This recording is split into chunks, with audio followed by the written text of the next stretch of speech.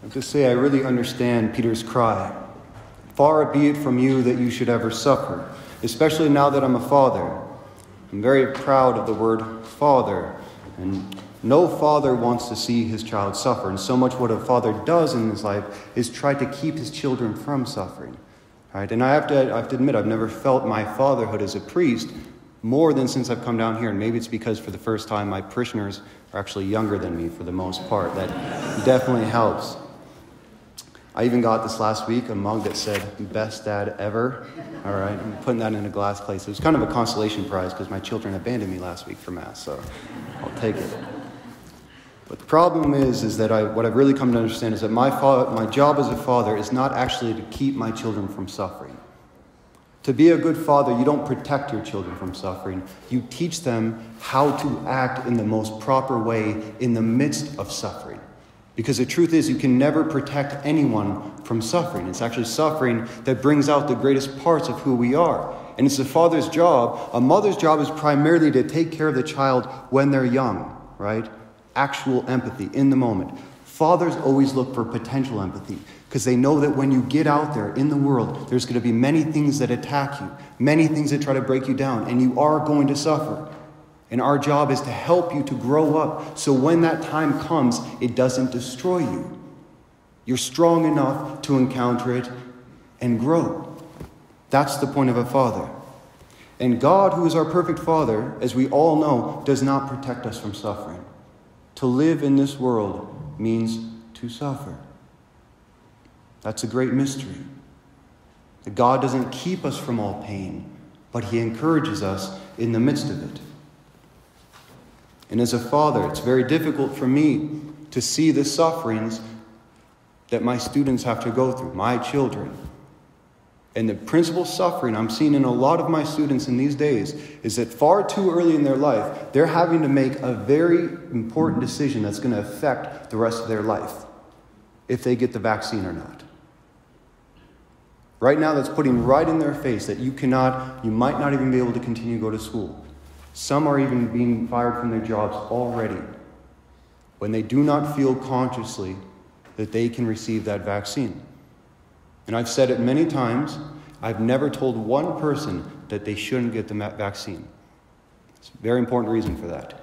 I'm not a competent authority in that area. But I am a competent authority on what it means to protect your conscience and your soul and your freedom. That is my authority, and I take that authority very seriously.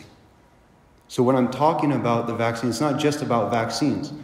The real question is, how do you live your life as a faithful Catholic, as a follower of Jesus Christ, in a society that is increasingly testing everything that we believe as Catholics? What does it mean to live in the fidelity of that?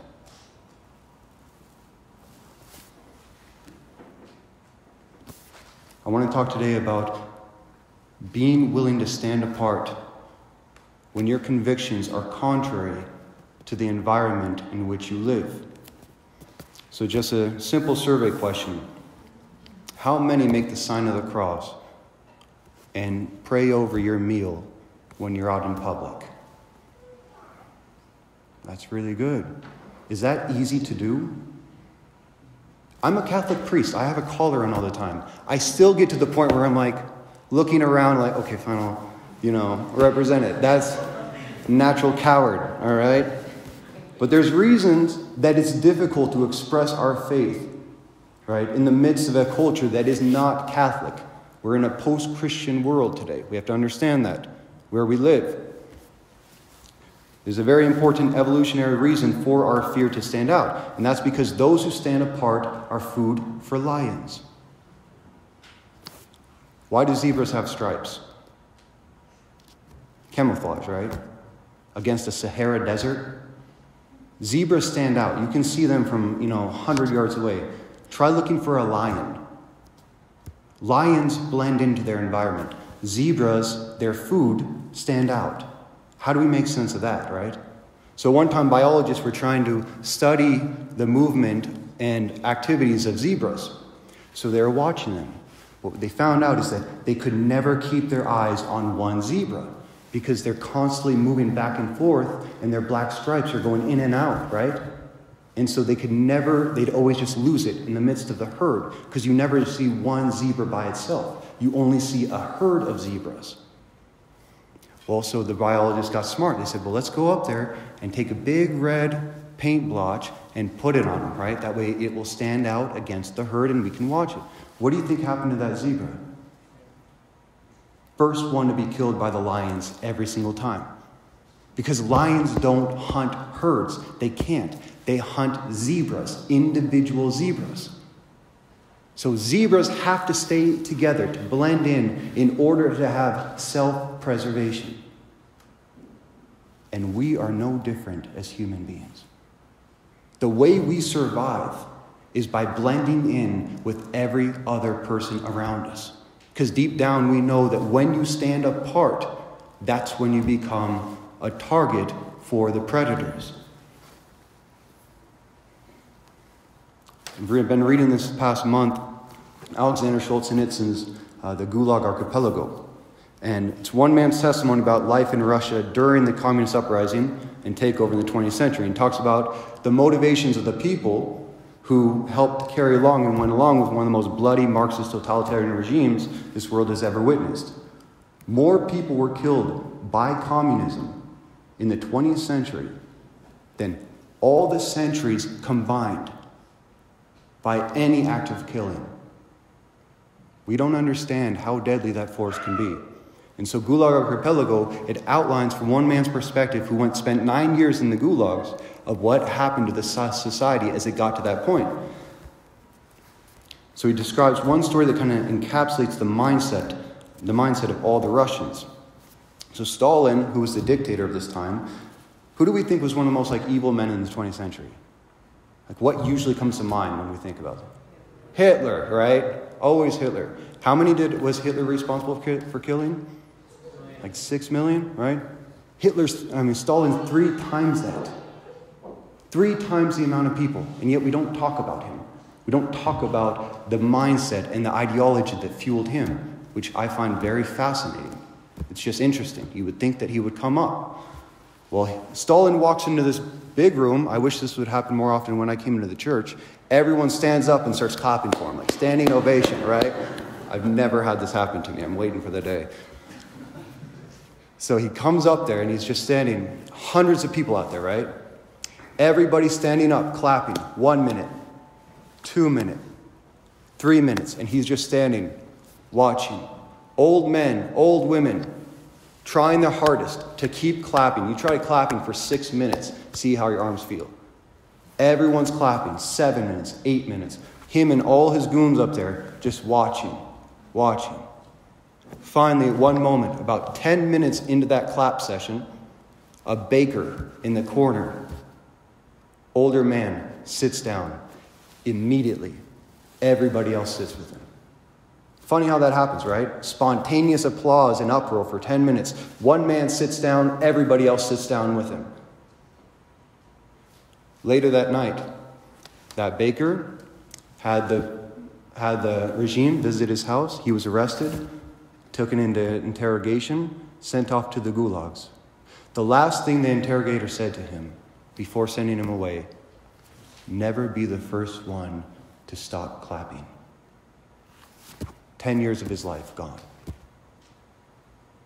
That's self-preservation. Which brings us to the gospel. Jesus Christ stood out. Jesus Christ was different. And he knew that from the moment he came into this world. Because he came in the world in the midst of a very dishonest, hypocritical, religious, and political system. And Jesus Christ is the truth incarnate. And truth always stands out against falsehood. So the moment that his disciples understood that you are the Messiah, the Son of God, what was Christ's response? And the Son of Man must suffer greatly, be rejected by the chief priests, the scribes, the elders, beaten, scourged, and crucified. Jesus knew the consequences of what it would mean to stand out and be different. And that's the secret. Same thing that Alexander Solzhenitsyn came to, and he wasn't even a Catholic until after he went through the gulags. He said the reason that every single person went along with the totalitarian regimes of his time is they were all afraid to stand apart. It was all ruled by fear. He said the only way to live in the midst of that was to live in the truth, to never defy your conscience, to never just go along with something because it was the norm. And Jesus Christ, he came to that same conclusion that Jesus Christ himself knew from the outset. You have to accept the consequences that come with living in the truth. You have to be willing to suffer, to lose your life in order to live in the truth. It's like negotiating a job, right? You can't negotiate for higher pay unless you have a plan B. If you don't have the power to say no to your boss and walk away, he can ask whatever he wants of you, and you will stay there and you will do it because there is no other plan. Same thing with an abusive relationship. Before a man or a woman can abuse their partner psychologically, verbally, physically, they have to convince them that you don't have a plan B. You can't walk away. And once we become convinced that we cannot walk away from an abusive relationship, there's no end to how far that tyranny can go. It's the same thing in society. So what does the gospel offer us? What's different with being a Christian? It means that I have a plan B. It means that I don't have to go along with whatever the world around me tells me I have to do in order to survive. Because this isn't where my prize is. I got a better relationship outside of this if I need to go to that. And anytime the stakes get too high in this relationship and I need to walk away, I have the power to say no. That's what Jesus Christ offers every single one of us. The power to say no when we feel that our rights are being violated.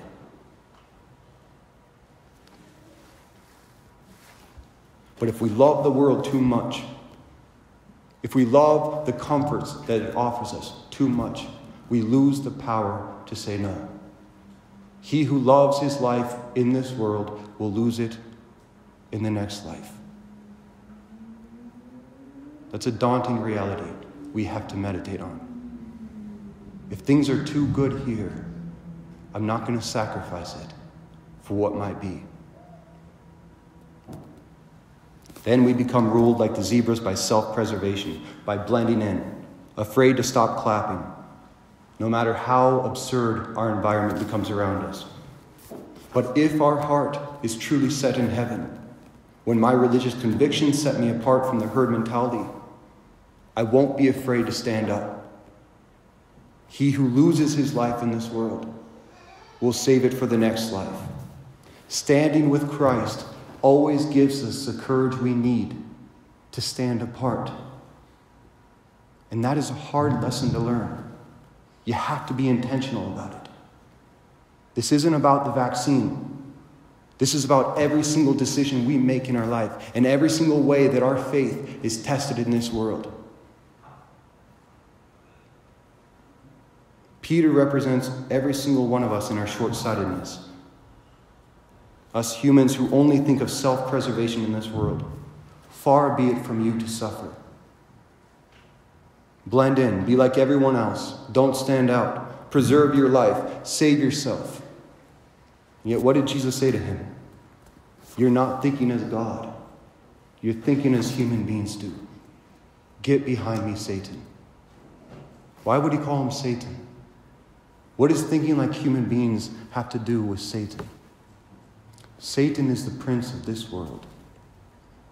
In every way that he tempted Jesus Christ in the desert was a way to make him a worldly Messiah, to preserve him in this life and sacrifice the kingdom of his Father.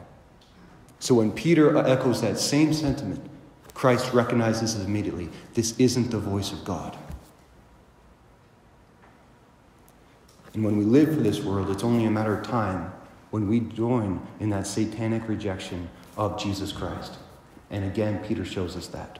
Because Peter, who had not yet come to embrace the cross, who did not understand the price that comes with following Jesus Christ in a foreign land, when that night came when Christ was put in his passion, was called to testify before the chief priests and the scribes and the elders and enter into the passion that he just foresaw. What did Peter say? When they said, "You too are one of the disciples," they saw the red dot on him and they came right at him. What was his response? "I do not know the man. I don't belong to him." If we do not understand that to follow a suffering Messiah means ourselves to take up our cross and be willing to lose whatever we need to stand with him, it's only a matter of time before we join in that same denial of Peter.